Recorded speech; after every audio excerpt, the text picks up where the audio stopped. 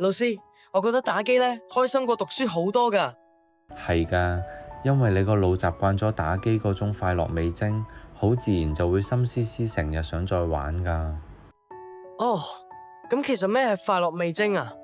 就好似食零食咁咯，入口即刻覺得好好味，好爽，但係零食唔襟飽喎，好快又會覺得肚餓，而且仲冇乜營養添。之後到你食正餐嘅時候，你就會覺得食唔出味，唔係好想食咯。我明啦，即係學習就好似正餐咁，其實係因為食零食食得多，先會覺得正餐悶咯，係咪咁嘅意思啊？叻仔喎，就係咁啦。讀書嗰種開心係要慢慢培養翻出嚟㗎。等你專心一步步搞掂啲難題嗰陣，嗰份成功感比食零食仲爽，仲開心好多㗎。個腦仲會越嚟越叻添。